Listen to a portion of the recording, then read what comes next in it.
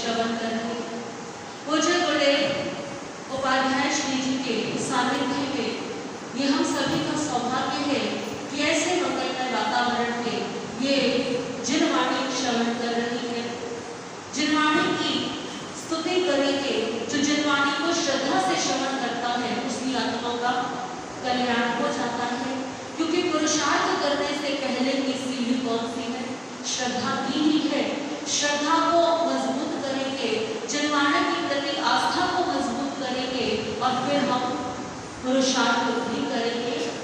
श्रद्धा से शास्त्र श्रवण करके जो जीवन में अपनाते हैं, श्रद्धा से शास्त्र श्रवण करके जो जीवन में अपनाते हैं, भवसागर से ऐसे साधक आनंद सहित तिर जाते हैं, भवसागर से ऐसे साधक आनंद सहित तिर जाते हैं। ये महावीर की वाणी है, द्वादश अंगी कहलाती है। ये महावीर की वाणी है, द्वादश अंगी कहलाती है। इसकी स्वाध्याय सभी कर्मों का कलमश दूर हटाती है। ये शास्त्र आत्मा को निर्मल करने का अवसर लाते हैं। ये शास्त्र आत्मा को निर्मल करने का अवसर लाते हैं। श्रद्धा से शास्त्र श्रवण करके जो जीवन में अपनाते हैं, भवसागर से ऐसे साधक आनंद सहित तिर जाते हैं, भवसागर से ऐसे साधक आनंद सहित तिर जाते हैं। बोले शरण भगवान महावीर स्वामी की, आर्य श्री सुधर्मान स्वामी की, आर्य श्री जम्बू स्वामी की। तृतीय वर्ग की वाचना जो कि कल आपके समक्ष प्रारंभ की गई थी। तृतीय वर्ग की वाचना में आपने श्रवण किया देवकी महारानी किस प्रकार से अपनी शंका का समाधान करने के लिए अनंत अरिष्णेमी भगवान के चरणों में पहुंची। भगवान के चरणों में पहुंच करके अपनी समस्या का समाधान भी किया। एक नया शुभ समाचार देवकी को प्राप्त हुआ कि मेरे जिन 6 पुत्रों की मृत्यु का मैं शोक बनाया करती थी, वो 6 पुत्र क्या है? जीवित है। और इससे भी अच्छी बात कि वो 6 पुत्र संयमी हो गए हैं, वेले वेले पारणा करते हैं और भगवान अरिष्णेमी के चरणों में अपनी आत्मा का कल्याण कर रहे हैं। एक तो प्रसन्नता की बात है कि किसी को संतान की प्राप्ति, और उससे भी अधिक प्रसन्नता कि वो संतान योग्य निकल जाए।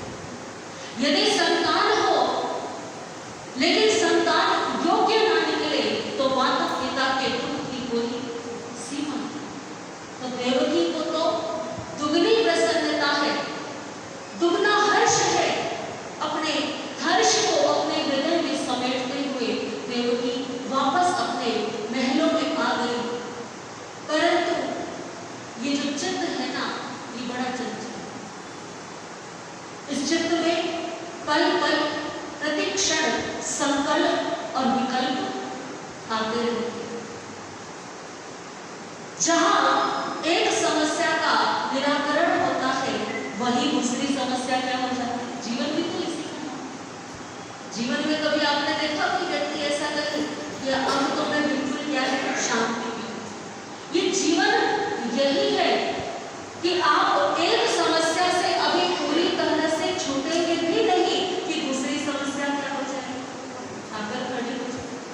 ऐसा केवल आपके साथ नहीं, हर व्यक्ति को लगता है कि मैं भोग रहा हूं तो ये किसके साथ है? ये मेरे साथ है। ऐसा इस संसार में प्रत्येक जीव के साथ। कोई मुस्कुराते हुए झेलता है और कोई रोते हुए सामना करता है। कोई अपने दुखों को सदैव व्यक्त करता रहता है और कोई अपने दुखों को अपने जीवन का अंग मान करके, अपने कर्मों का एक भाग मान करके उनको अपने ऊपर हावी नहीं होने देता।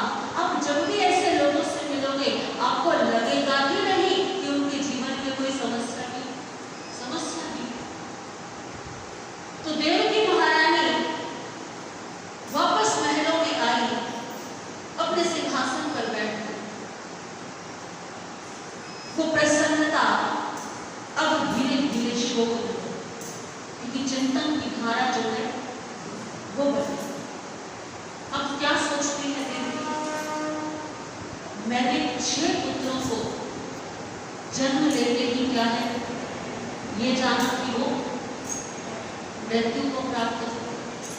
फिर एक पुत्र जो है वो मुझसे जन्म लेते ही दूर चला गया। मुझे कब मिला? जब वो बड़ा। मेरे सारे पुत्र एक से बढ़कर एक, लेकिन कितना दुर्भाग्य है कि किसी पुत्र को मैंने गोद में दही खिलाया, किसी का बालपन नहीं देखा, किसी का बचपना नहीं देखा। ऐसे चिंतन जो है वो आने लगे देवकी महारानी के मन में। मूल पाठ पहले श्रवण करेंगे, फिर अर्थ को समझने का प्रयास करेंगे।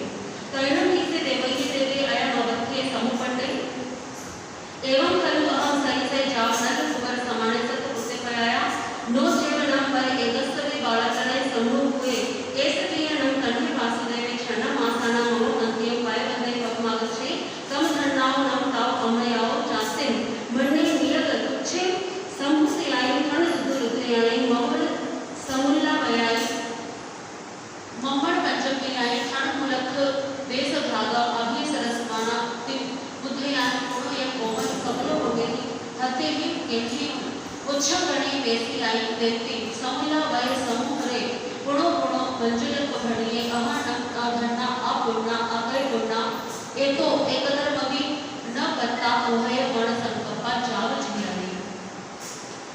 तत्पश्चात देवकी महारानी के मन में इस प्रकार का विचार उत्पन्न हुआ, मैंने नलकुबर के समान सुंदर एक सरीखे 7 पुत्रों को जन्म दिया।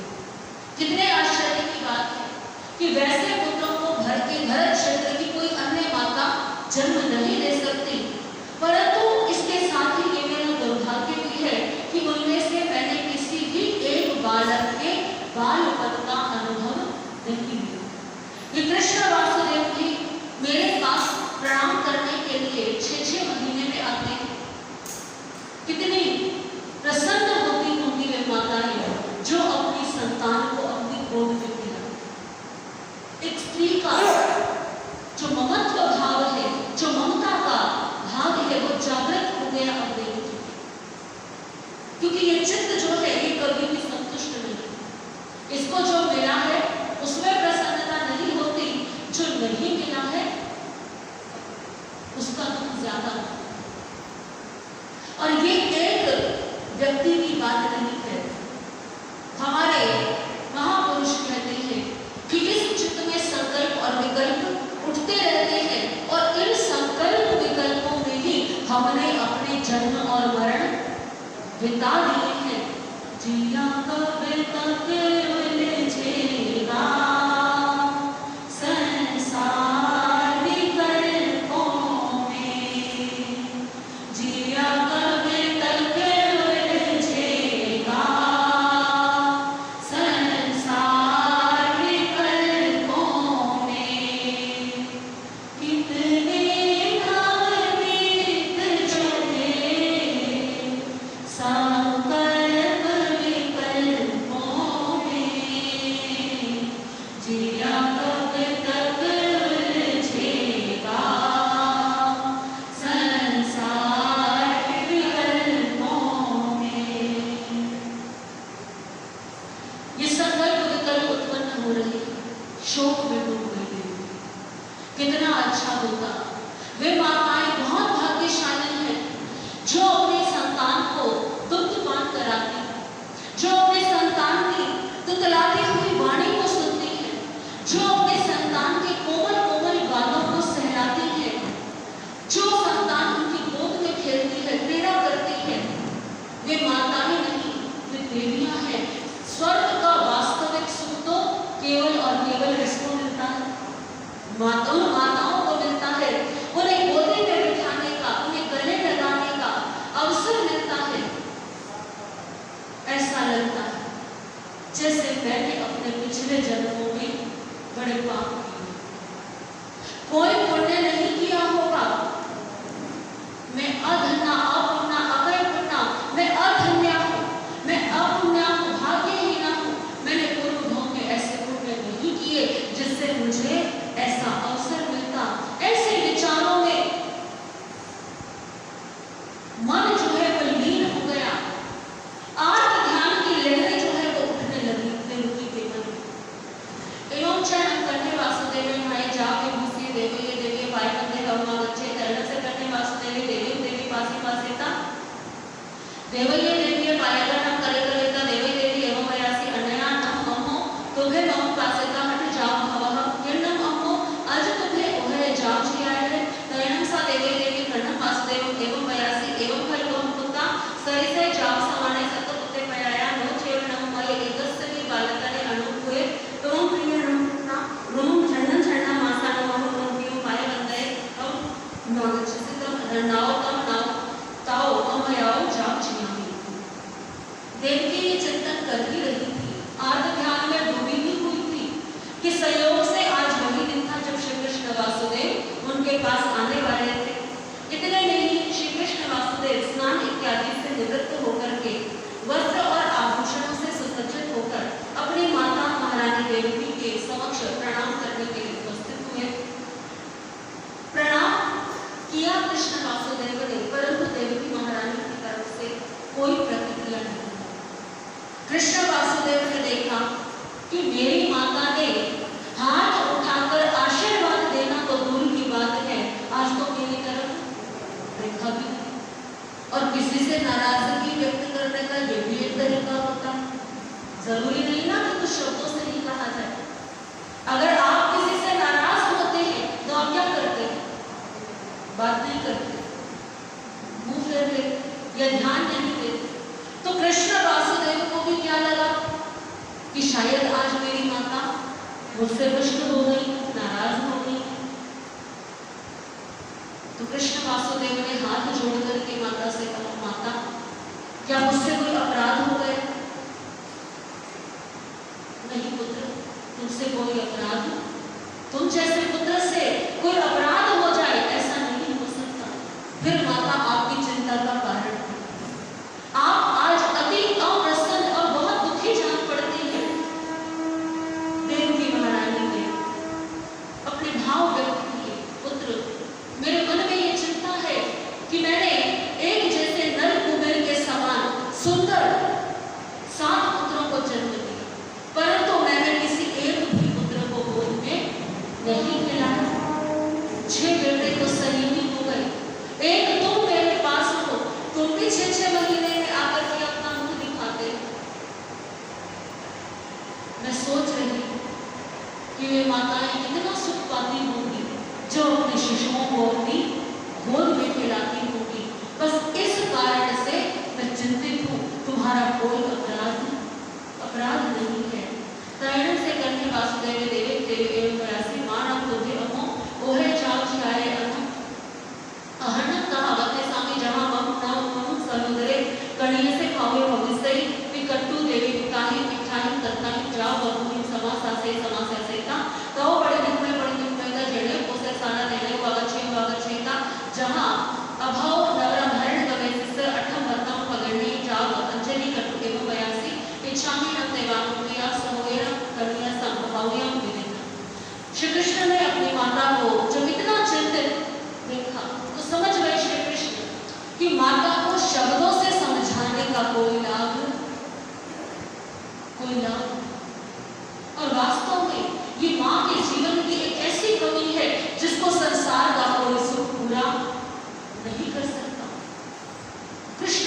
वासुदेव ने अपनी माता से निवेदन किया कि अब आप चिंता मत कीजिए, मैं कुछ ना कुछ ऐसा उपाय खोजता हूँ, मैं कुछ ना कुछ इस समस्या का समाधान करता हूँ कि जिससे आपकी भावना की पूर्ति हो जाए।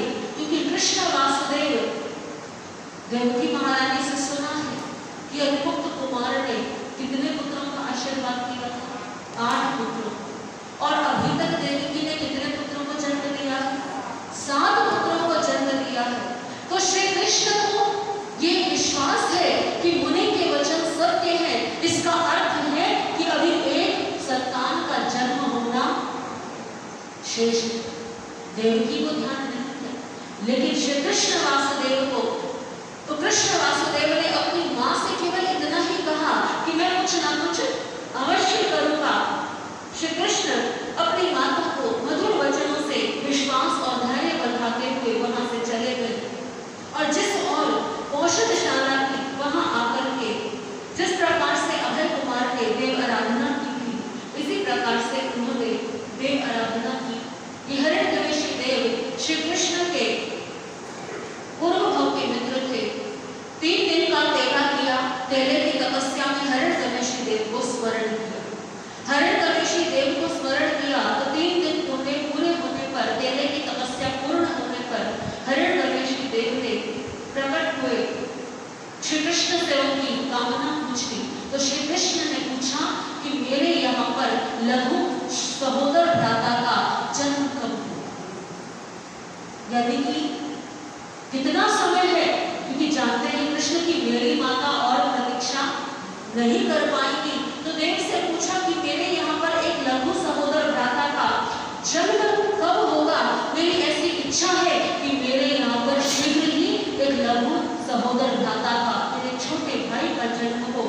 तैनं से हिरण्यकशिपु देवे गणं वासुदेव एवं वयासी रोहिणं देवानुज्ञा तब देवलोक जुए सहोये कण्य से भावे से न मुख बाल भावे जाव जोण गणों पते अर्ह अरण्य से अंतिम मुंडे जाव पवई से गणं वासुदेव लोचम की दक्षमति एवं वंदे वंदिता चावे के संभाव हुए कामे के पढ़ने। जब हिरण्यकशिपु देव ने तेले तप की आराधना करने वाले श्री कृष्ण से उनकी इच्छा जानी, तो हिरण्यकशिपु देव ने कहा, हे देवानुप्रिय, अभी कुछ ही समय में देवलोक से एक देव अपना आयुष्य पूर्ण करने वाला है। वो देव वहां से अपना आयुष्य पूर्ण करके तुम्हारे यहाँ पर लघु सहोदर भ्राता के रूप में, देवकी के पुत्र के रूप में जन्म लेगा।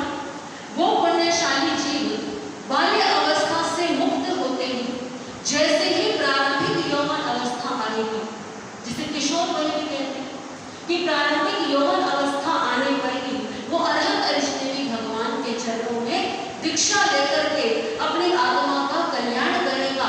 इसका अर्थ ये है कि हिरण्यकशिपु देव ने एक चेतावनी दी है कि तुम्हारे यहाँ पर छोटे भाई का जन्म तो होगा, परंतु क्या करेगा वो जल्दी ही दीक्षा ले लेगा। इसका अभिप्राय क्या है कि ज्यादा मोह मत रखना। वो पिछले जन्म का कोई पुण्यशाली जीव है, देवलोक से आयु पूरा करेगा, परंतु क्या कर लेगा, यौवन अवस्था का प्रारंभ होते ही वो दीक्षा ले लेगा, घर छोड़ देगा। लेकिन श्री कृष्ण का ध्यान तो केवल इसमें इच्छा पूरी। हिरण्यकशिपु देव 3 बार ऐसा कह करके जिस दिशा से आया था उस दिशा की ओर वापस लौट गया। तैनं से कर्णे वासुदेवे कोसे साला पडिता जेणे देवी देवी देवे वागच्छेता देवी देवी पायकरण करे करेता एवं वयासी भूमि नमः मम सहोये कवि से भावती करतु देवी देवी इच्छा ही जा आशा सहिता चावे किसम पावे कावे किसम पड़ी गए। तैनं सा देवी देवी अन्याय प्रयास तांसी दारे सलसी जाव सिंह सुमिने पासिता बड़ी बुद्धा जाव हठ दुख हियरा तब गभम सुहम सोहेना परिवरे। श्री कृष्ण वासुदेव ने ये सुना, उनकी तेले की तपस्या सार्थक हुई और वो औषधशाला से निकल करके शीघ्र अतिशीघ्र अपनी माता देवकी के निवास स्थान पर आए। यानी 3 दिन का तेला करने के पश्चात में वो पारने के लिए नहीं गए, सबसे पहले कहाँ गए, अपनी माता के पास गए। जिन श्री कृष्ण वासुदेव को अपनी माता के पास आने का समय नहीं मिलता था, परंतु अपनी माता माँ के लिए सारे राजकार्य छोड़ करके 3 दिन के तेले की आराधना में वो लग गए। ये होती है मातृभक्ति। मातृभक्ति का अर्थ ये नहीं कि रात दिन बेटा जो है वो माँ के चरणों में बैठा रहे, अपने सारे कार्य भी करे, परंतु यदि माता पिता को आवश्यकता है, जिस समय माता पिता को जरूरत है, अपने सारे काम छोड़ करके सबसे पहले किसकी समस्या का समाधान करे? माता पिता की समस्या का समाधान करे। ये मातृभक्ति। तो माँ के पास पहुंचे, माँ को प्रणाम किया, उनके पांव पकड़े और उनको मधुर वचनों में कहा कि माँ, मेरे एक लघु सहोदर भ्राता का जन्म अवश्य होगा और शीघ्र ही। केवल इतना ही कहा। माँ को ये नहीं बताया कि वो क्या कर लेगा, वो दीक्षा ले लेगा, वो आत्मा का कल्याण करेगा, क्योंकि माँ को यदि अभी ये कह दिया तो माँ क्या हो जाएगी? जो सुख आने वाला है उनके जीवन में, उस सुख को छोड़ करके उनका ध्यान किस और रहेगा कि ये तो मुझे छोड़ करके चला जाएगा। माँ की भावना है कि वो क्या ले? बालक के बालपन का आनंद ले, और बालपन का आनंद माँ जी भर के ले। इसलिए श्री कृष्ण ने अपनी माँ को केवल इतना ही बताया। माता को मधुर वचनों से आश्वासन देकर श्री कृष्ण वापस अपने भवन की ओर लौट गए और लौट करके अपने राज्य कार्य में लग गए। कुछ समय बीता। महारानी देवकी ने एक समय रात्रि में शैया पर सोते हुए एक स्वप्न देखा कि एक सिंह आकाश मार्ग से नीचे की ओर आ रहा है, और नीचे आते आते उस सिंह ने छोटा सा रूप धारण किया और वो देवकी महारानी के मुख में प्रवेश कर गया। देवकी महारानी इस स्वप्न को देख करके जागृत हो गई। राजा वसुदेव से स्वप्न का फल पूछा। स्वप्न फल विशेषज्ञों से निर्णय लिया गया और ये जानकर के कि वो शीघ्र ही एक संतान को जन्म देने वाली है, देवकी महारानी उस गर्भ का सुखपूर्वक पालन करने लगी। तैणसा देवी देवी नंदन माता जासुमा रक्त बंधु जी तलकर ससर पारे जात करुण दिवाकर समपम सब नयन तत्तम सुकुमारक जाव स्वरूपम गए तारवे समानम तारयम कया जमणक जहां मेह तुम्हारे जाव जमानम हमने इमेदारे गए तारु समाने तम हो नम अमहम एस दारस नाम देजे गए सुकुमारे नयनम तस दारस अमहा पियरे नामम करे गए सुकुमारे की शेषर जहां मेहे जाव अलम मुख समझते जाई अभी उसका तकरम बार गई में के सोमिरे नामम मामणे परिकसे हटे दिन के जाव उस पर दिन के अभी उसका तसनम सोमिर महाराज से सोमिर तेरे नाम मामणी उसका सुकुमारा तसनम सोमिर से महाराज से दिया सोमसिरिय महाराज अतया सोमा नाम कार्य होता सुकुमारा जाव सुकुमा रुगेरन जाव लावन नैनम उकिच्छा उकिच्छ शरीर यावी होता। देवकी महारानी ने गर्भ का समय पूर्ण होने पर जूही विकसित पारिजात के पुष्प बंधु जी उदय होते हुए सूर्य के निर्मल प्रभा और गज के काव्य के समान आरक्त दर्शकों के नेत्र को मोहित करने वाले एक सुंदर सुकुमार पुत्र को जन्म दिया। महोत्सव मनाया गया, नामकरण संस्कार किया गया। बालक का जो शरीर का कोमलपन था वो हाथी के तलवे के समान। तो इस कारण से नाम क्या रखा गया बालक का? गज सुकुमार, यानी कि जो हाथी के तलवे की कोमलता के समान कोमल है, उसका नाम है गज सुकुमार। गज सुकुमार को देवकी महारानी ने अपने पूर्ण महत्व भाव से सींचा, उसे लालन पालन किया। जितनी भी भावनाएं थी, जो 7 पुत्रों को न पालने का जो एक दुख था, वो सारा सुख में अब परिणत हो गया। धीरे धीरे गज सुकुमार बड़े हुए, पढ़ लिख करके शिक्षित हुए, बाल्य अवस्था से मुक्त होकर के अब युवा अवस्था की ओर उन्होंने कदम रखा। इधर द्वारका नगरी में सोमेल नाम का एक ब्राह्मण रहता था, जो संपत्तिशाली था, अपने विद्याओं में निपुण था, ऋग्वेद 4 वेदों का ज्ञाता था। सोमश्री नाम की उसकी एक धर्मपत्नी थी, और इस दंपति के यहाँ पर सोमेल ब्राह्मण और सोमश्री के सोमा नाम की अत्यंत सुंदर और रूप लावण्यवती एक बालिका थी। तैणसा सोमकार्य अन्या कया खाया जाओ पे भूसिया बहु हो जाए जाओ परिचित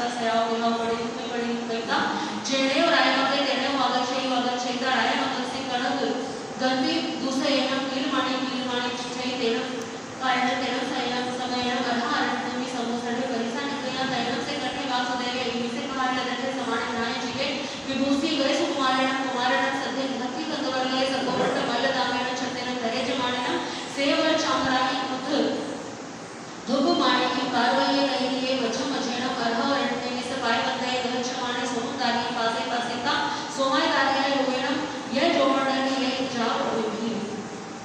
एक दिन की बात, वो कन्या सोमा कन्या स्नान करके वस्त्र अलंकारों से सुसज्जित होकर के अनेकों दास दासियों को अपने साथ लेकर के वो घर से निकली, राजमार्ग की ओर पहुंची और राजमार्ग के एक किनारे पर अपनी सहेलियों के साथ में स्वर्ण तारों से जड़ित गीत को लेकर के उससे खेलते थे। उस समय संयोग की बात, अरहत अरिष्टेनी भगवान वहां पधारे हुए थे और उस समय भगवान के दर्शनों के लिए, उनके प्रवचन सुनने के लिए जनता भगवान के चरणों में जा रही थी।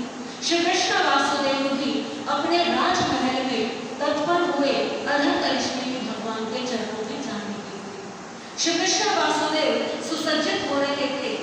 उस समय गज सुकुमार भी वहां पर आ गए। देखा गज सुकुमार ने कि बड़े भाई कहीं पर जा रहे हैं। पूछा, भ्राता आप कहां पर जा रहे हैं? मैं अरहत अरिष्टेनी भगवान के चरणों में जा रहा हूं। मैं भी आपके साथ चलूं। श्री कृष्ण वासुदेव भला अपने एक छोटे प्यारे भाई को, जिसको स्वयं श्री कृष्ण ने भी अपनी गोद में खिलाया है, उसे कैसे मना करते? प्रसन्नता से कहने लगे कि चलो तुम भी मेरे साथ चलो। गज सुकुमार तैयार होकर के श्री कृष्ण वासुदेव के साथ रथ पर बैठ करके कहाँ चल पड़े? अरहत अरिष्टेनी भगवान के चरणों। अरहत अरिष्टेनी भगवान के चरणों में जब जा रहे थे तो श्री कृष्ण वासुदेव ने राजमार्ग में देखा कि सोमा नामक कन्या मार्ग में अपनी सखियों के साथ में खेल रही।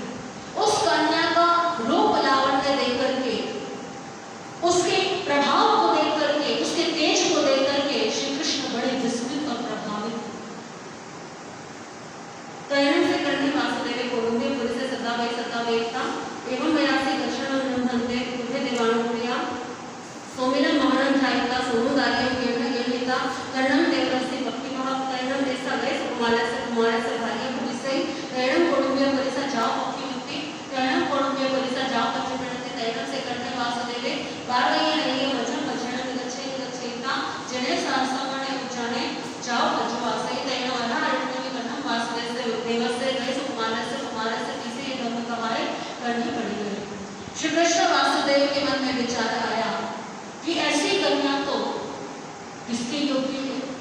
मेरे छोटे भाई गज सुकुमार से विवाह करनी है। इसका रूप लावण्य, इसके चेहरे का तेज, इतनी सुंदरता, समय आने पर मैं इसका विवाह किसके साथ कराऊंगा?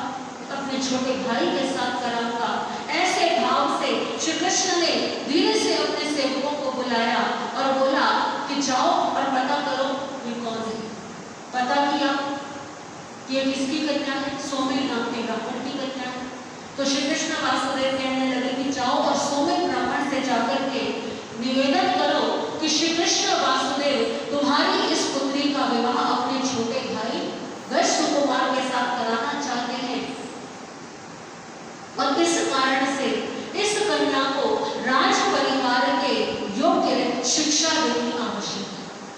सोमेल ब्राह्मण की आज्ञा पाकर के इस कन्या को आदर सहित कहाँ पहुंचा दो? अंतःपुर के महल में पहुंचा दो। आज से ये कन्या कहाँ रहेगी? अंतःपुर में रहेगी और समय आने पर मैं स्वयं इसका विवाह अपने भाई से करा दूंगा। जबकि श्री कृष्ण वासुदेव को देव ने बताया था कि युवा अवस्था प्रारंभ होने से पूर्व ही ये क्या हो जाएगा? दीक्षित हो जाएगा। लेकिन होनहार इतनी बलवान होती है कि श्री कृष्ण वासुदेव के दिमाग से उस समय ये बात निकल, अगर ये ध्यान होता तो संभवतः श्री कृष्ण अपने भाई को अरहत अरिष्टेनी भगवान के पास ही लेकर के ना जाते। परंतु ये सब कर्मों का खेल है। सोमा नाम की उस कन्या को सेवकों ने जाकर के सोमे ब्राह्मण से मांग की। सोमेल ब्राह्मण बड़ा प्रसन्न हुआ कि मेरी पुत्री का इतना बड़ा सौभाग्य, और सोमेल ब्राह्मण ने आज्ञा दे दी। इधर दूसरी ओर श्री कृष्ण की सवारी भगवान के समोशरण के बाहर पहुंची। श्री कृष्ण ने भगवान के चरणों में पहुंच करके श्रद्धा और भक्ति के साथ वंदन नमस्कार किया। श्री कृष्ण वासुदेव को, वैश्य कुमार को, उपस्थित जनता को भगवान ने धर्म उपदेश दिया। श्री कृष्ण महाराज ने उपदेश श्रवण किया और उसके बाद वो वापस आने की तैयारी करने लगे। तैणम से वैश्य कुमारे कुमारे अथो अरण्य से अंत्यम गमम सोचा जम नगरम अम्मा प्रियम आभूषामि जहाँ मेरे नगरम महलिया वचन जाओ वर्ती बोले। तैणम से कर्ण वासुदेव इन्हीं से कहा है दक्षे सवर्ण जने वैश्य कुमारे कुमारे देव भागत श्री भागत श्वेता वैश्य कुमारम कुमारम आलिंगई आलिंगईता उच्छंगे निवेसे निवेसेता एवं मयासी तुम मम सहोयर कणियसे भाया तम मानम देवानुप्रिया यानी अथा वरितनिमिस्त अंतिम मुंडे जाओ पवयाई अरण्य पार्वती रहिए मल्या मल्या आराया भी सेना मति सिंचमाणी तैनम से गैस कुमारे कुमारे कन्नम वासुदेवनम एवं मुक्ते समाने उसे संस्कृति। श्री कृष्ण तो वापस लौट आए, परंतु वैश्य कुमार का मन अभी भी वापस लौटने का नहीं था। तो वैश्य कुमार अभी कुछ देर और भगवान के चरणों में रुक गए। वैश्य कुमार ने निवेदन किया, प्रभु आपकी वाणी को सुनकर के मेरे मन में वैराग्य भाव आया। मैं अपनी माता पिता से और अपने भाई से पूछ करके आपके चरणों में दीक्षा लेना चाहता हूँ, संयम अंगीकार करना चाहता हूँ। अर्हत करिष्णे में भगवान तो केवल ज्ञानी सर्वज्ञ, किसी जीव के अंदर कितनी धर्म श्रद्धा है, कितनी दृढ़ता है, ये भी जानते हैं, और क्या होने वाला है ये भी जानते हैं। श्री कृष्ण वासुदेव के छोटे भाई ने जब ये निवेदन किया तो अर्हत करिष्णे में भगवान ने कहा जैसा तुम्हें सुख हो वैसा। अब वैश्य कुमार को भगवान करिष्ण से तो आज्ञा मिली। अब आज्ञा किससे मिली? अपने माता पिता से और भाई से भी मिली। वैश्य कुमार वापस लौट आए, आकर के माता पिता के पास पहुंचे, माँ को प्रणाम किया, माँ से निवेदन किया, माँ मैं भगवान करिष्ण के चरणों में दीक्षा लेती हूँ। माँ ने सोचा आज दर्शन करके आया है, ऐसे भाव तो आते ही रहते, बेटा कोई बात नहीं, ले लेना दीक्षा। अभी तो पहले मैं तेरी शादी करूंगी, तेरा विवाह करूंगी, तेरा परिवार बढ़ेगा, तू राजा बनेगा, फिर क्या करेगी? फिर दीक्षा ले ले। नहीं माँ, मुझे तो अभी क्या करना है, अभी से ही मिलेगा।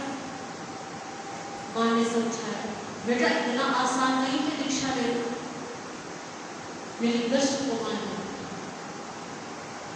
देवकी महारानी ने वैश्य कुमार के पिता राजा वसुदेव को बुलाया कि मेरे से तो बात मन नहीं रही, ये मान नहीं रहा, शायद इसके पिता समझा दे।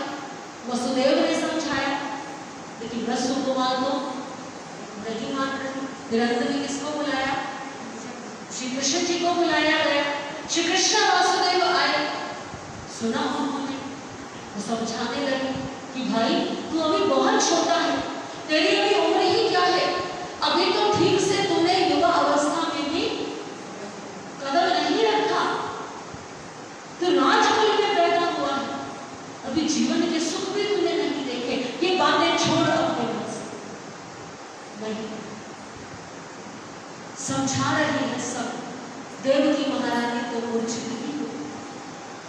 एक तो वो पुत्र जिसको गोद में खिलाया, कितने लाड़ प्यार से बड़ा किया, और आज वो क्या कह रहा है कि मैं आपसे दूर चला जाऊं।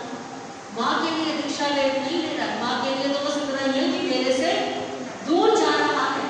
तो माँ देवकी कुछ संभली, समझाने लगी कि बेटा तू तो मेरे शरीर में मेरा प्राण है, तू चला जाएगा तो मैं जीवित कैसे रहूं? मैंने तुझे गोद में खिलाया, मैंने तेरा पालन पोषण किया, कितने जतन से मेरे 7 पुत्रों का बालपन मैंने नहीं देखा। किसका देखा है? केवल देव का देखा है, और तू मुझसे दूर चला जाएगा, मैं सहन नहीं कर पाऊंगा।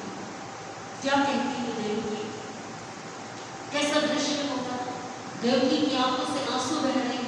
श्री कृष्ण वासुदेव मना रहे हैं, क्योंकि कृष्ण वासुदेव के लिए वो केवल छोटा भाई नहीं है, वो उसकी माता की प्रसन्नता है। देवकी के भाव क्या कहती है देवकी अपने पुत्र को?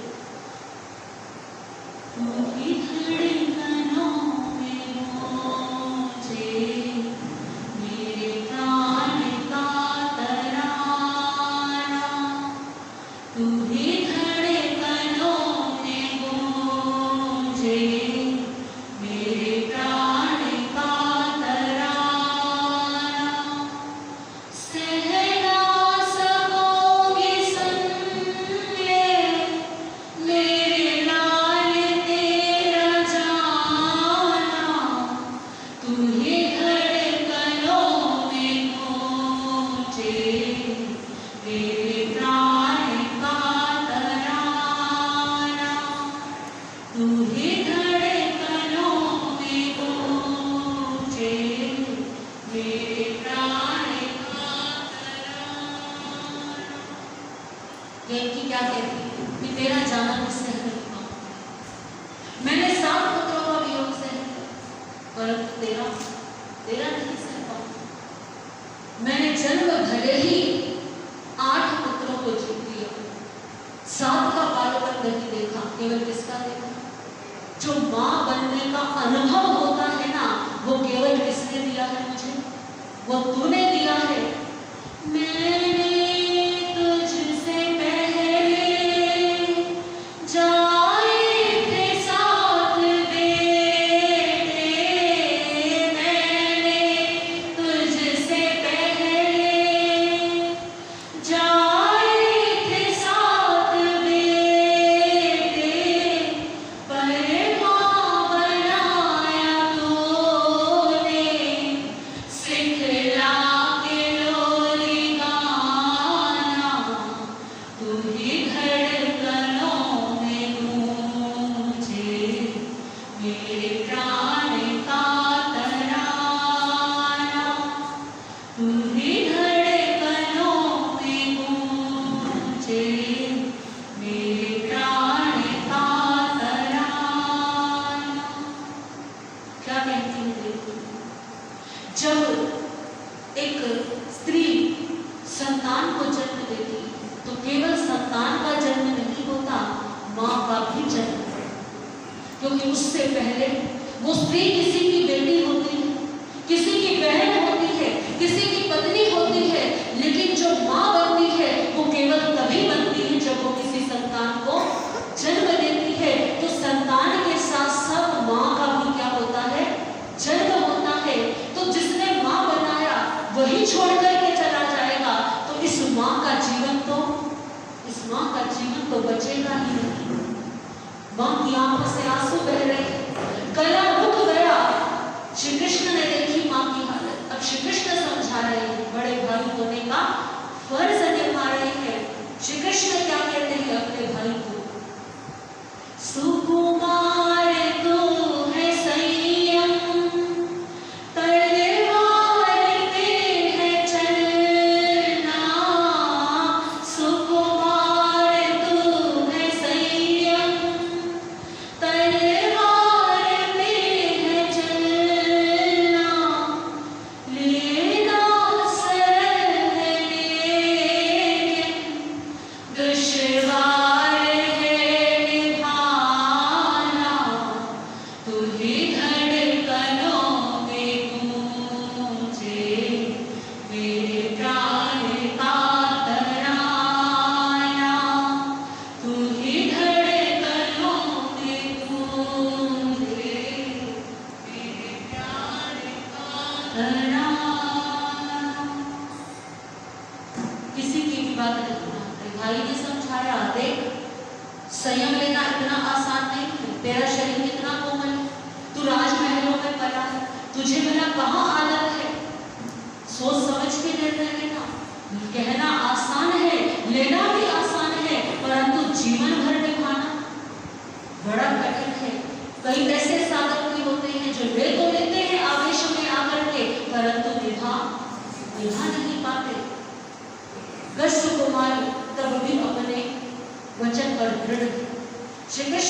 वासुदेव ने फिर आखिरी प्रलोभन कि देख तू राजकुल में जन्मा है और किसका भाई है?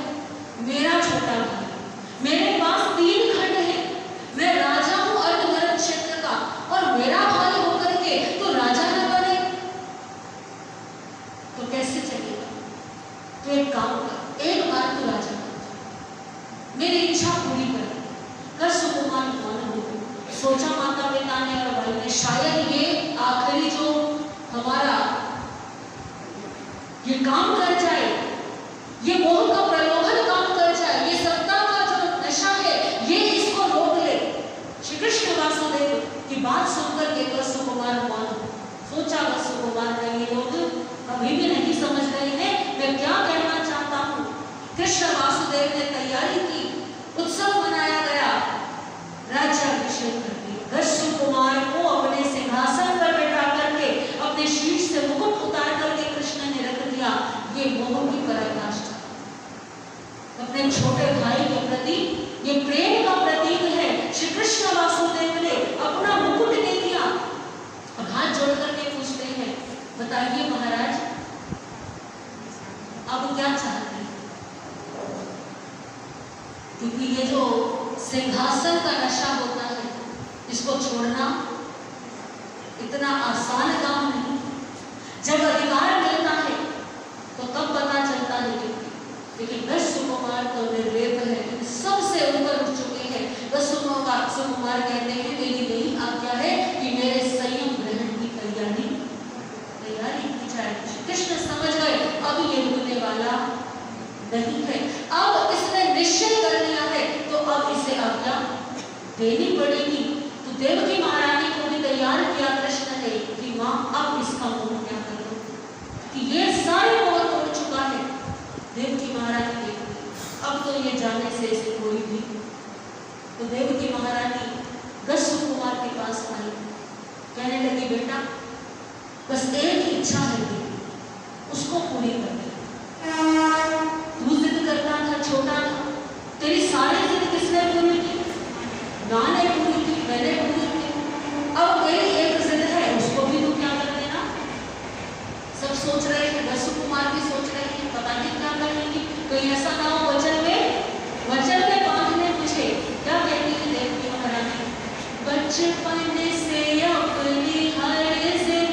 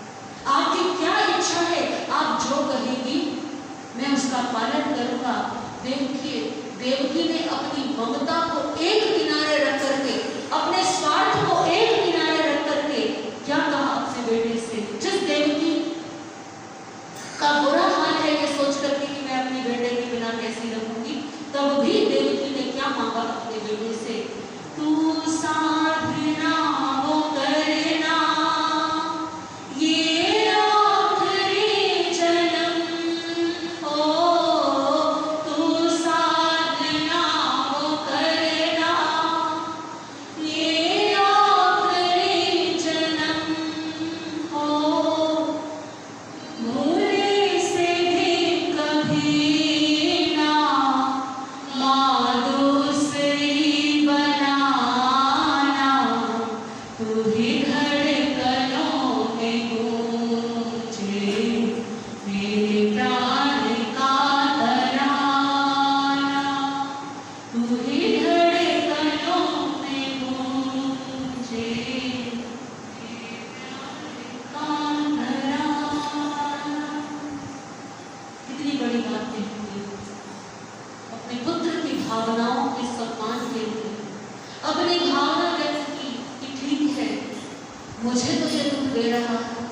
किसी और माँ को दे दूँ। इसका अर्थ क्या है कि इसी भव से क्या करना, इसी भव से मोक्ष जाना, यानी अब आवागमन के चक्र से सदैव के लिए मुक्त हो जाना। तेरे जैसे पुत्र का वियोग मैं नहीं जानती, मैं कैसे सहन करूंगी, और कोई और माँ सहन करे या ना कर पाए, तो इसी भव में मैं नहीं चाहती कि तू किसी और माँ की कोख से जन्म ले। एक संयमी के लिए, एक मोक्षों के लिए इससे बड़ा आशीर्वाद और कोई हो नहीं सकता। तो ऐसा आशीर्वाद दिया कर्णम से गए सुकुमारे कुमारे कर्णम वासुदेव ब्रह्मप्रियो उच्चक्ति तच्चक्ति एवं मेरा से एवं फल देवानुक्या मनुष्य काम केला सभा जाव वेपजनीयवा भविसंति तमिच्छामि नंदे मानुक्या तुमें अपनुनाय समाने आरो वरणे मिस्तर अंति जाव भवत्ताय कर्णम तम गए सुकुमारम कर्णे वासुदेवे अमाप्रियो जाहि संचयनि बहुयानि अणुलोमाहि जाव आदि वित्तये ताहे अकामाय चेव एवं मेरासी तमिच्छामि नंदे जाया एक दिवस मवी रथ से दिन पसते निखमन जहां महाबल से जाव तमानाए तहां जाव संजलितय से गए सुकुमारे रणगारे जा एरिया समय जाव भूत बंधे।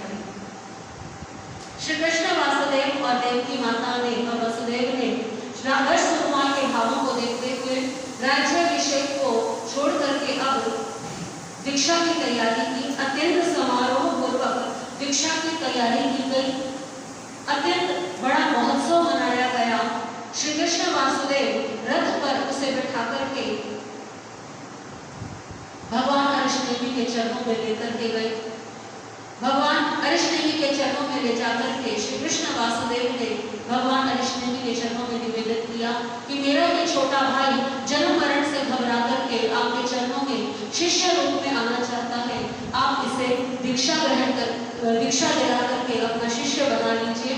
तुरंत अरिष्टनेमि भगवान के चरणों में गरसुकुमार ने दीक्षा धारण की। अब गरसुकुमार राजकुमार से क्या हो गए, अणगार हो गए।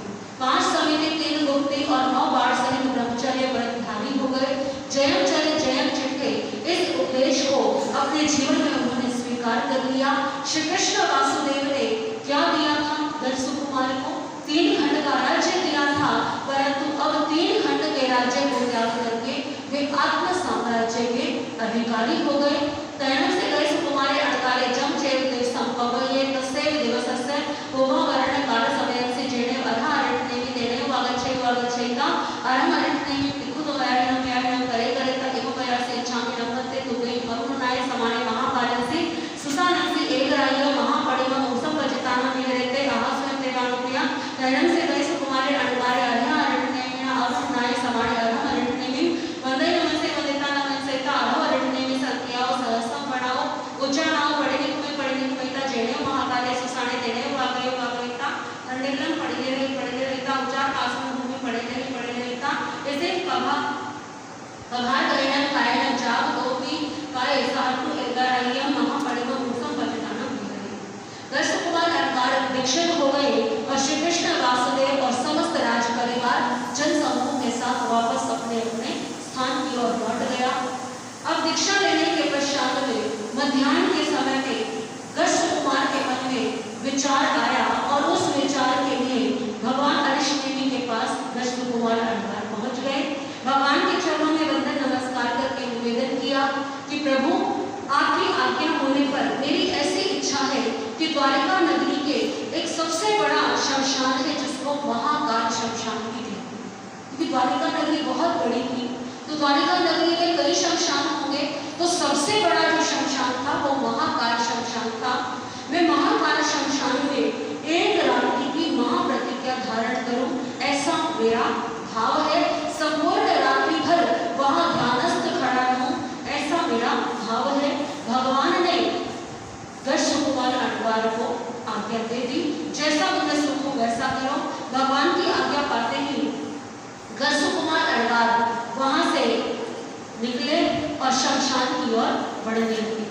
शमशान में पहुंच करके वहां पर उन्होंने अपने खड़े होने के लिए ध्यान के लिए एक उपयुक्त स्थान देखा, जहां पर चींटी मकोड़े जीव जंतुओं की विराधना ना हो, यानी गरसुकुमार के ध्यान करने से, खड़े होने से किसी जीव की हिंसा ना हो। ऐसा स्थान देख करके फिर बड़ी नींद लघु नींद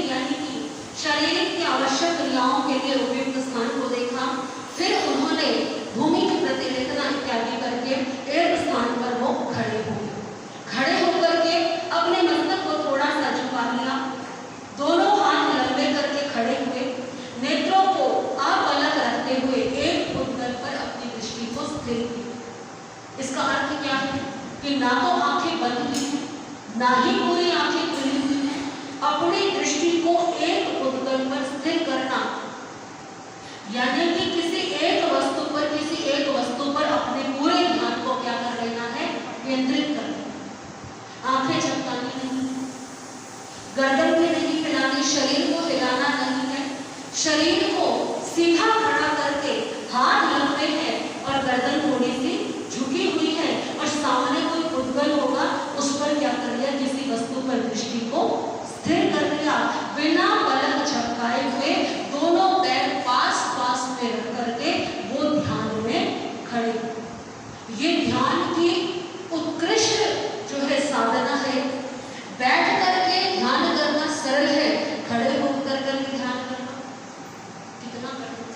और खड़े होकर के भी आंखें बंद नहीं करनी, आंखें खुली रखनी है और दृष्टि किस पर रखनी है, एक उद्गम पर स्थिर रखनी है। यानी कि आप ध्यान की उत्कृष्टता का पालन करें। गर्दन को थोड़ा सा छुपा लिया, ध्यान प्रारंभ कर दिया है। इधर दस्त कुमार ध्यान कर रहे हैं। एवं चरणम सौमिले महाणे सामित अठाए बार वर्यो नैक्यो बनिया उपण करे समीहाओ के दत्ते उसे यह पता होना चाहिए कि केता नौ पढ़ी एकता महाकालस्य स्मरणस्य अद्भुत सामन्यकम वी वैमाणे सच्चा काल समय से पविरल मनुष्य से गए सुकुमार मंडार पासे पासे ता वेर सारे सहिता आसुरते एवं प्रयासी ऐसा नमो गदे गए सुकुमारे कुमारे अपत्य जाओ परिवजय जेना मम धुयम सोम सिलिय कार्याय अत्यम सोमम कार्यम अतिच्छ दोष पयम काल विद्यना विभजनिता मुंडे जाओ पवरिए। सोमे ब्राह्मण संयोग से कुछ दिनों के लिए, कुछ समय के लिए जो घटनाक्रम हुआ कश्यप कुमार की दीक्षा, क्योंकि एक दिन तो कश्यप कुमार जो है भगवान अश्विनी के चरणों में अपने भाई के साथ दर्शन करने पहुंचे।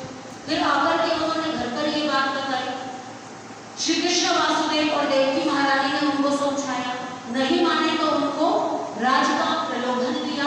उस प्रलोभन में नहीं आए तो उन्होंने क्या कर दी, दीक्षा की आज्ञा दे दी और एक ही दिन में क्या हो गई, दीक्षा भी हो गई। तो कश्यप कुमार की दीक्षा से सोमेर ब्राह्मण बिल्कुल अनजान, क्योंकि सोमेर ब्राह्मण उस समय अपने यज्ञ के लिए आवश्यक दर्भ पुष्प पत्ते आदि सामग्री लेने के लिए बाहर गया हुआ था। और वो समय था जब हर किसी के पास जो आवागमन के साधन नहीं होते थे और आवागमन के साधन भी इतने तीव्र नहीं थे कि व्यक्ति कहीं जाए और उसी दिन वापस लौट आए। तो कश्यप कुमार की दीक्षा से अनभिज्ञ सोमेर ब्राह्मण बाहर गया हुआ था और उसी दिन संध्या काल में वो नगर में वापस आ रहा था। जब वापस लौट रहा था तो नगर के बाहर सबसे पहले क्या पड़ा, महाकाल शमशान पड़ा और महाकाल शमशान के बाहर से होकर ही सोमेर आ रहा था।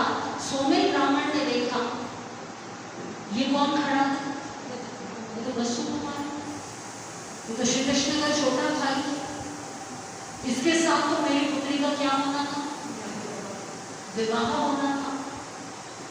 मैंने तो सबको बता दिया मेरी पुत्री का विवाह किससे होगा, मेरी पुत्री तो कहाँ जा चुकी, अंतःपुर में जा चुकी, अब मेरी पुत्री का क्या होगा। ये तो साधु बन गया, लेकिन मेरी बेटी का क्या होगा। और वो समय हुआ करता था जब किसी कन्या का या किसी लड़के का यदि वाग्दान हो जाए, यानी जुबान से रिश्ता पक्का हो जाए, संबंध कर दिया जाए, वचन दे दिया जाए, तो उसे विवाह होना ही माना जाता है। क्योंकि जब किसी का विवाह निश्चित कर दिया जाता है तो लड़के या लड़की के मन में एक दूसरे के प्रति वो स्वीकार्य भाव आ जाता है। तो कश्यप कुमार को देख करके सोमेर को अपनी बेटी की चिंता होने लगी, मेरी बेटी का क्या होगा, इसने मेरी बेटी का जीवन क्या कर दिया, खराब। ये भाव आना स्वाभाविक। क्रोध आया सोमेर, वो क्रोध तो पूर्व जन्म के वैर का परिणाम था, परंतु वर्तमान में निमित्त क्या बन गया, अपनी पुत्री का जीवन बर्बाद होने की जो चिंता थी। सोमेर को बहुत क्रोध आया, यदि इसे दीक्षा ही लेनी थी तो फिर मेरी बेटी का जीवन खराब क्यों किया, अब मेरी बेटी का क्या होगा, अब मेरी बेटी से कोई विवाह नहीं करेगा, उसका जीवन यापन कैसे होगा। इस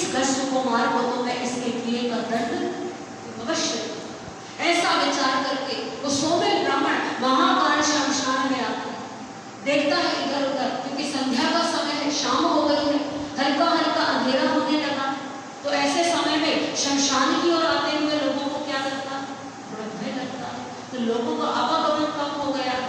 सोमे ब्राह्मण शमशान में प्रवेश किया, वैश्य कुमार के निकट पहुंचा, देखने लगा क्रोध से, क्या करूं जो इसको आज मैं दंड देकर के यहाँ से जाऊं, ऐसा विचार करने लगा।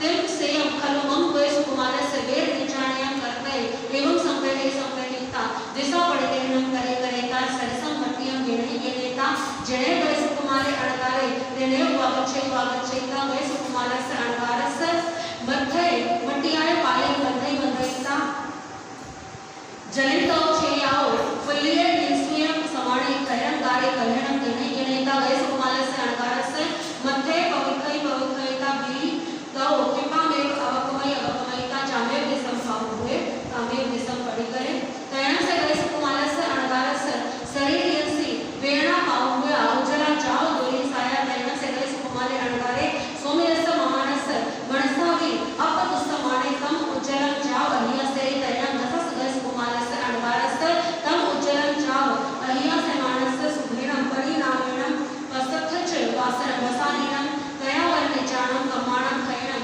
कमरदेन विकीर्णकरम अपूर्वकरणम अनुपविचस अनंते अणुतरे जाओ केवल वर्णांतसने समुपन्ने तव पच्छा सिते जावपहेणे कथनम आहा सन्नियेहि देहि समम आराह्यन्ति कटु दिवे सुरभि गंधोरे पुटे दसतु बन्ने कुसुमे निवार्ये चेरु खेरे करे दिवे ये वीय गंधव निनाये कहीं अभिमुखा तयन से करने वासुदेवी कलम पाव उठाए आए जाओ जलते नाए जाओ भूसिए अति कंदवर गए सकोरट बल दामेन छतेन घरे जमानेना सेवर चामराई उदुप माणे की परया भड़ छड़ कर पहाकर बंद परिकृते पारवे नहीं वचन मचेन जेने वरा अटने में देविने पहार एक वमराई तयन से करने वासुदेवी बारवे नहीं वचन मचेन निगच माणे एकम परिसम पासे जन्म जरा जरिज देहम जाओ किलंतम महल महई महालयाओ इट गारसियो एव देव वेगम इटगम गहाय भैया रथ पकाओ अंतो विहम अणुपविस मानस पासे पासे का तैवन से करने वासुदेवे दस पुलिस से अनु पकड़ ठाए हथी कंदवर गए छेव एकम इटगम गणई गणईता भैया रथ पकाओ अंतो विहम अणुपविस ही तैवन करने वासुदेवेन एकाय इचकाय गहियाय समानिये अनैकेहि पुलिस अहिम से महालय इच करनासी भैया रथ पकाओ अंतो भरसी अणुपविसी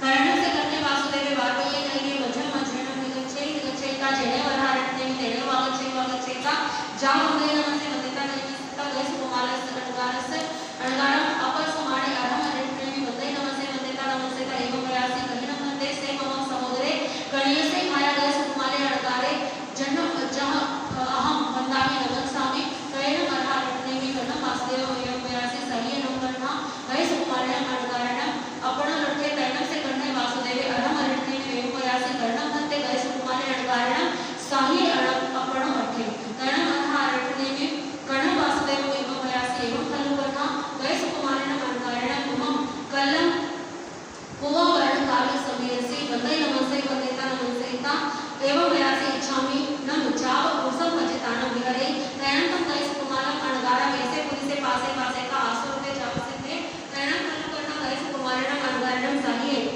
अपनो अट्ठे तैनम से करने वासुदेव अरम अरण्ये एवं प्रयासी बेसनम हंदे से पुलिस आपत्ति पत्तिये जाओ पवेचे जम जेण मम समुद्रम कन्यसम भायन वैश्य कुमार अणगारण अकाले जेवियाओ बवरोये तैनम अरहा अरण्ये कर्णम वासुदेव एवं प्रयासी मानम कर्णा तुमम तस पुलिसस्य पदोसम वच्चाहि एवं खलुकर्णा तैनम पुलिसेन वैश्य कुमार अणगारस्य साहित्य दिते कारणमन्ते तैनम पुलिसेन वैश्य कुमार नम साहित्य दिने तैनम अरहा अरण्ये कर्णम वासुदेव एवं प्रयासी सेवनं कर्णा मम तुमम पायवत्ते हम आगच्छमाणे बारवये नहीं एवं पुलिसम पाससि जाव अनुभविसिये जहनं कर्णा तुमम तस्य पुलिसस्य साहित्य दिने एवं कर्णा तैनम पुलिसेन वैश्य कुमार अणगारस्य अनेक भवसय सहस्र संचयम कमम उदीरमाणेन बहु कमलिजंतम साहित्य दिने तैनम से करने वासुदेवे अनम अरम अरण्ये एवं प्रयासी सेनम हंते पुलिसे मय कहम जानियोगे तैनम अरहा अरण्ये कर्णम वासुदेव एवं प्रयासी जेनम कर्णा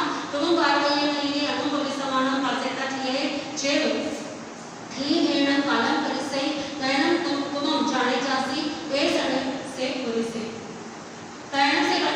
वासुदेवे अरहमरिणी वंदे नमस्ते वंदे नमस्ते का जेडे अभिषेक हतिरेण तेने वागचेता हतिरन दुरुहै का जेने बारवये नहीं जेने सही है तेने भारत गमनाय तेने का सब सोमिल समानस्य कलम जाओ चलते अरे मेरा रूपे अजंतीय समुपन्न एवं कल्य खलु गणे वासुदेवे अरहमरिणी पायवंदे निगय तम नामयम अर्हया विनयमयम अर्हया स्वयं अर्हया सदमेव अर्हया भविष्य गणस वासुदेवस्य तम न नजय नम कर्णे वासुदेवे मम केण वि कुमारेण मारे सहित कटु भीले सयाओ विवाह बड़े निकमय गणस वासुदेवस्य वारवय नैरि अणुमति समानस्य पुरो सपुत्रम सबड़ेसिम भवन्ति तेन से सोमले महाने कर्ण वासुदेवम सहसा पासेता वीचिये चेव जीकेयम कालम करे करणी करसी सब केहि दसती सालेवडिये तेन से करणे वासुदेवे सोमले महान पासेता एवं व्यासी एस रंगो देवानुज्ञा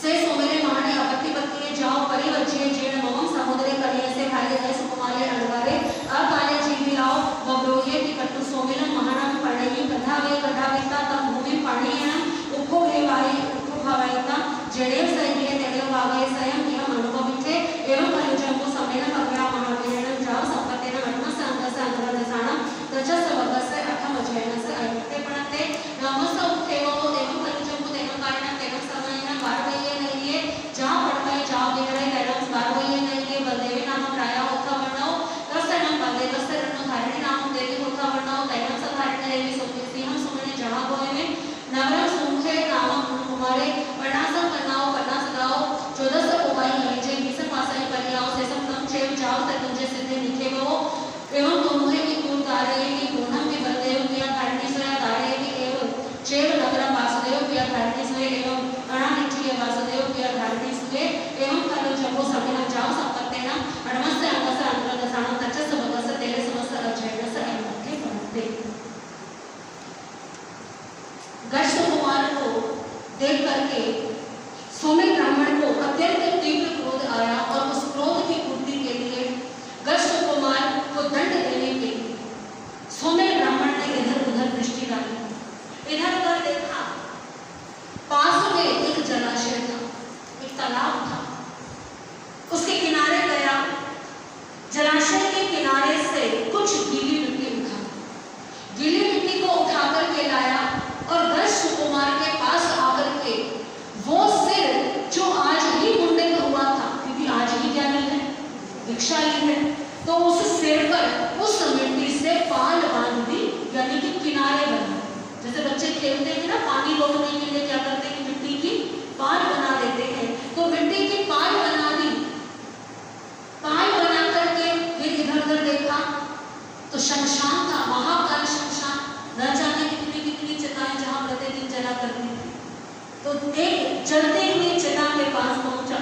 चिता जलकर की अग्नि तो बुझ चुकी थी, लेकिन क्या थे, अंगारे अभी ठंडे नहीं हुए थे, लोग सब जान चुके थे। तो सोमेले ने एक जो जला हुआ शरीर था उसकी खोपड़ी उठाई। देखिए, ब्राह्मण होकर के आज कैसे निकृष्ट कार्य पर उतर गया, वह जो है वो व्यक्ति को अंधा बना, उसका विवेक समाप्त कर देगा। सोमेल ने वो खोपड़ी का हिस्सा उठाया, जो वो जलते हुए लाल लाल अंगारे थे, वो अंगारे उस खोपड़ी में भरे, केसू के समान लाल अंगारे। अंगारों को उठा करके लेकर के आया और क्रोध के गश्त कुमार के उस सिर के ऊपर उसने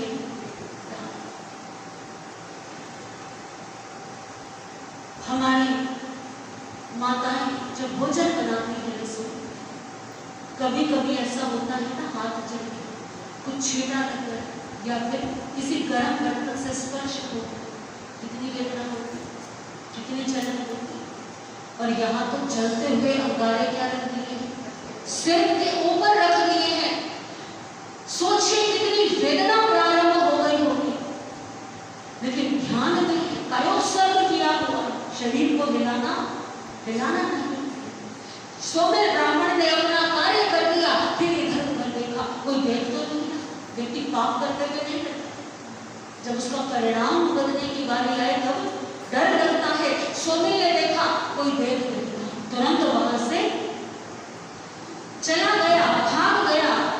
उधर वैश्य कुमार अनगार के सिर में असह्य वेदना प्रारंभ हुई, परंतु वैश्य कुमार चिंतन कर रहे ये मेरे ही कर्मों का है, इसमें स्वामी का क्या दोष। सिर की जो चमड़ी थी वो जली, सबसे पहले क्या जलेगी, चमड़ी ही जलेगी।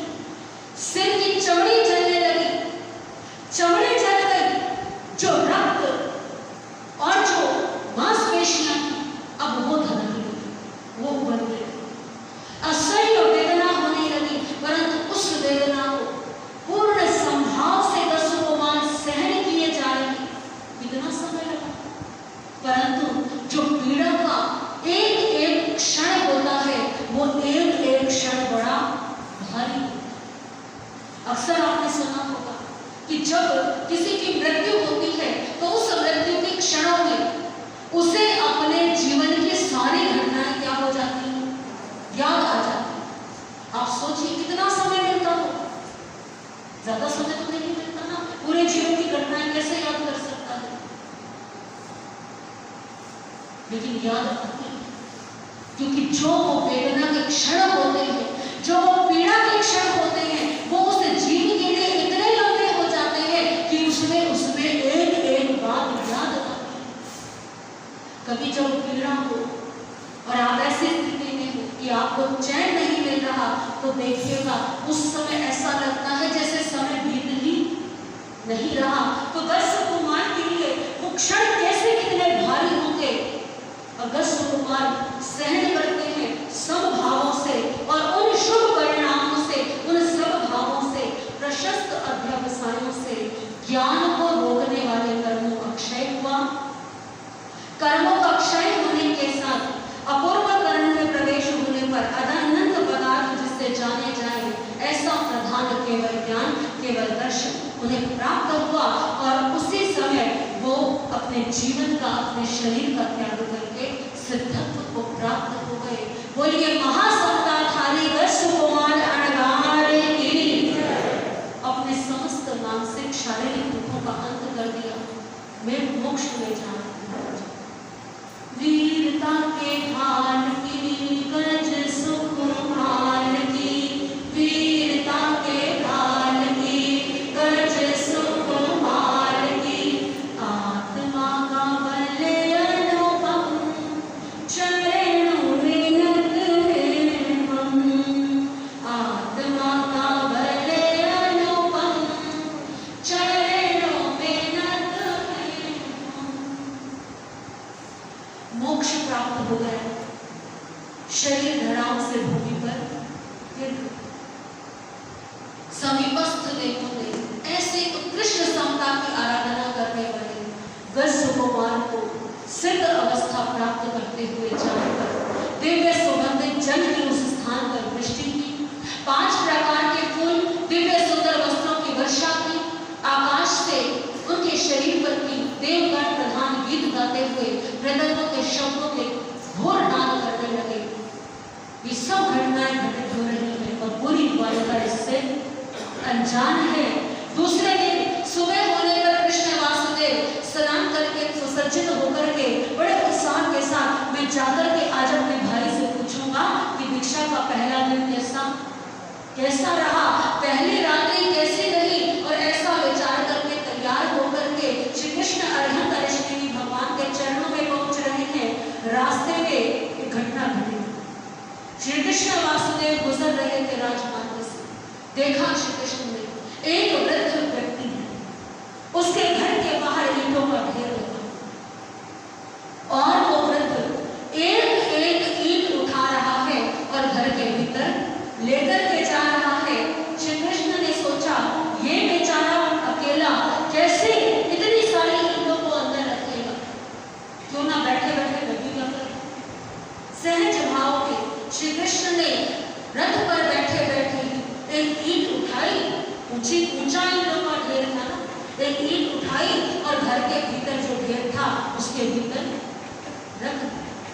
पीछे पीछे लोग सैनिक चल रहे थे, उन्होंने भी अपने राजा का अनुकरण किया। उन्होंने भी क्या किया, एक एक ईंट उठा करके मिनटों में श्री कृष्ण पहुंचे भगवान के चरणों में, वंदन नमस्कार किया। अब श्री कृष्ण की आंखें किसको ढूंढ रही? रसो कुमार को दिखाई नहीं दे रहे। तो श्री कृष्ण ने पूछा, प्रभु आपका लघु शिष्य और मेरा छोटा भाई रसो कुमार अड़गार कहाँ पर है? भगवान कहने लगे कि उसने तो अपना कार्य सिद्ध कर लिया, अपना कार्य सिद्ध कर लिया। अभी तो कल दीक्षा की नहीं, एक दिन में कौन सा कार्य था उसको जो आत्मा का परम लक्ष्य। श्री कृष्ण सोचते आत्मा का परम लक्ष्य तो मोक्ष है, एक दिन में कैसे? श्री कृष्ण वासुदेव की जिज्ञासा का समाधान किया और जो कुछ घटित हुआ था केवल सोमिल का नाम लिए बिना श्री कृष्ण वासुदेव को सारी बात। श्री कृष्ण वासुदेव को तीव्र क्रोध आया, मेरे राज्य के अंदर मेरे छोटे भाई के साथ ऐसी घटना घटित हो गई, कौन है वो दुष्ट व्यक्ति? भगवान कहते हैं क्रोध मत करो, वो तो उपकारी है। जैसे तुमने उस वृद्ध व्यक्ति की सहायता की, उसकी ईंटों के ढेर को मिनटों में ही भीतर रखवा दिया, उसी प्रकार से उस व्यक्ति ने तुम्हारे भाई की क्या की है? सहायता की है। जो कर्म ना जाने कैसे कैसे करके खपाने पड़ते, उसने तो क्या कर दिया? उसने तो वो सारे कर्म एक ही बार में नष्ट करवा दिए। क्रोध मत करो। फिर भी प्रभु ऐसा अन्यायी, ऐसा अत्याचारी व्यक्ति, उसे दंड मिलना चाहिए। भगवान कृष्ण भी कहते हैं तुम्हें दंड देने की कोई आवश्यकता। प्रभु उसने किसी और के साथ ऐसा किया, मैं पहचानूंगा कैसे? तो प्रभु कहते हैं कि जब तुम वापस लौट रहे होंगे तो तुम्हें लेकर के जो व्यक्ति अपने प्राण त्याग दे तो समझ लेना कि वही वो व्यक्ति है जिसने ये कार्य किया है। श्री कृष्ण वासुदेव अत्यंत दुखित मन से वापस लौट आए। आज श्री कृष्ण का मन नहीं है कि किसी का अभिवादन स्वीकार करें, किसी से बात करें, तो श्री कृष्ण ने आदेश दिया कि राजमार्ग से नहीं, कहां से रथ निकालो? भीतर से निकालो। इधर सोमिल ने ये कार्य तो कर लिया, लेकिन अब उसे पता लगा कि सुबह सुबह कृष्ण वासुदेव कहाँ गए? भगवान के चरणों पे गए। किसी और को कुछ पता ना लगे, लेकिन किसको पता चल गया? भी भगवान तो सब कुछ जान लेते हैं। इसका मतलब ये है अब श्री कृष्ण ना जाने मुझे क्या दंड देंगे, मृत्यु दंड तो देंगे ही देंगे, तो मैं क्यों ना उससे पहले नगर से क्या कर जाऊं, निकल जाऊं। तो सोमिल ब्राह्मण भागने की तैयारी करके सोचा उसने कि श्री कृष्ण तो राजमार्ग से आ रहे होंगे, तो मैं क्या करूं, गलियों से निकल जाऊं और श्री कृष्ण वासुदेव से बच जाऊं। सोमिल ब्राह्मण के संयोग से वहीं से गुजरने लगा और देखिए संयोग ऐसा हुआ कि श्री कृष्ण के सामने क्या आ गया, सोमिल आ गया। और कृष्ण को तो नहीं मालूम है कि किसने मेरे भाई को मारा, लेकिन मन का भय बहुत बड़ा होता है। सोमिल ने जैसे ही देखा उसकी हृदय गति रुक गई और वहीं पर उसके प्राण गए। व्यक्ति पाप करते समय नहीं करता, जब उस पाप का परिणाम आने को होता है, पाप करते हुए ही यदि चिंतन कर लिया जाए कि इसका परिणाम क्या होगा, तो पाप भी नहीं होगा। अर्जुन कृष्ण ने भी भगवान की वाणी सत्य हुई। श्री कृष्ण ने देखा यही वो व्यक्ति है जिसने मेरे भाई की, एक मुनि की हत्या की है। सैनिकों को आदेश दिया कि इसके शव को नगर में घुमाओ, सबको बताओ इसने क्या निकृष्ट कार्य किया है और इसके शव को रस्सी से बांधकर के नगर के बाहर फेंक दो। पूरे जिस मार्ग पर इसका शव जाएगा उस सब मार्ग को जल से शुद्ध करवाना। ऐसे पापी व्यक्ति का शव इतना अशुद्ध है, उस भूमि को जल से शुद्ध कराया, शव को बाहर फेंकवा दिया और श्री कृष्ण अपने महलों में लौट आए। धीरे धीरे समय बीता और शोक भी क्या हो गया, कुछ कम हो गया। अनंत अष्टमी भगवान के चरणों में दर्श कुमार ने अपनी आत्मा का कल्याण किया। हे जम्मू, श्रवण भगवान महावीर ने अंतगढ़ सूत्र के तीसरे वर्ग के 8वें अध्याय में यही वर्णन किया है। जम्मू स्वामी ने 8वें अध्ययन की वाचना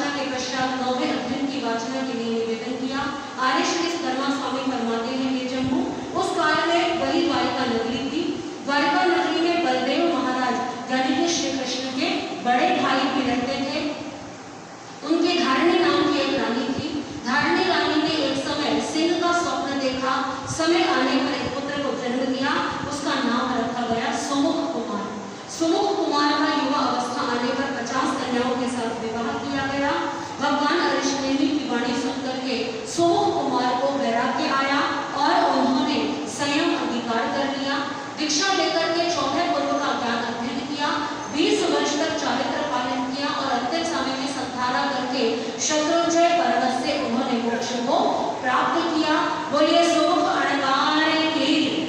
इसी प्रकार से बलदेव राजा के दूसरे पुत्र और धारणी के अंगज दुर्मुख कुमार और खूबदारक कुमार ने भी दीक्षा धारण की। अंत में संधारा करके सिद्ध पद को प्राप्त किया। वसुदेव के पुत्र धारणी के अंगज दारुक कुमार और अनाथ ऋषि कुमार ने भी इसी प्रकार से दीक्षा धारण की और मोक्ष में पदार्पण किया। इस प्रकार ही जम्मू अंतगढ़ सूत्र के तृतीय वर्ग के 13 अध्यायों में भगवान महावीर ने ऐसा ही वर्णन किया है जैसा मैंने तुम्हें सुनाया है। इति तृतीय वर्ग। बोलिए भगवान महावीर स्वामी की, आर्य श्री सुधर्मा स्वामी की, आर्य श्री जम्मू स्वामी की। सभी हाथ जोड़ेंगे। श्री आरती करके पढ़ते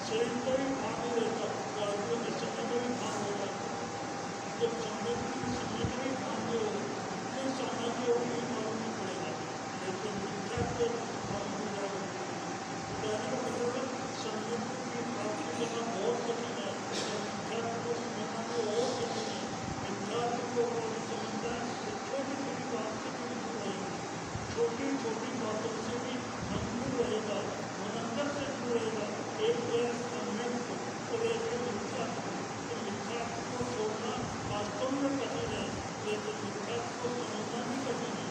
मिथ्या तो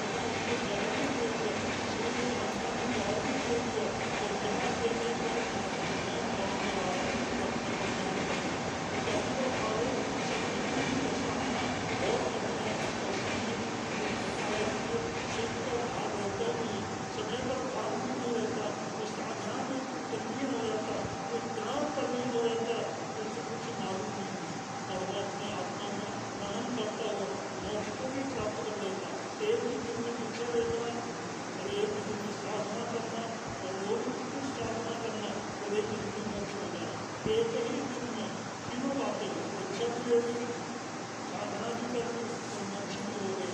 इससे कहते हैं साधना। उत्तम साधना की उनकी ऐसी साधना हुई अपनी साधना में अपनी साधना में मस्त है, अपनी साधना में करने हो गए। कुछ ही बात नहीं हो रहा, शरीर चल रहा है, पैर चल रहे हैं और शरीर चल भी रहा है, लेकिन पता नहीं इतना एकाग्रता है ना, वास्तव में कठिन है। लेकिन जैसे आत्मा को बार बार समझता है, जैसे आत्मा को जितना नमस्कार करे उतना ही कम है, तो अपने मात्र से भी नमस्कार हो जाता है, इतने बार कर रहे हैं और शरीर चल भी रहा है, लेकिन इससे कहते हैं साधना। साध लेना, मन को साध लेना, वचन को साध लेना, काया को साध लेना, इसी का नाम है साधना। साध लेना, मन को साध लो, वचन को साध लो, काया को साध लो, पता ही नहीं लगे साधना में इतने तकलीफ हो जाए और जितनी तकलीफता बढ़ेगी, जितनी तन्मयता बढ़ेगी, उतनी कर्मों की निद्रा होगी।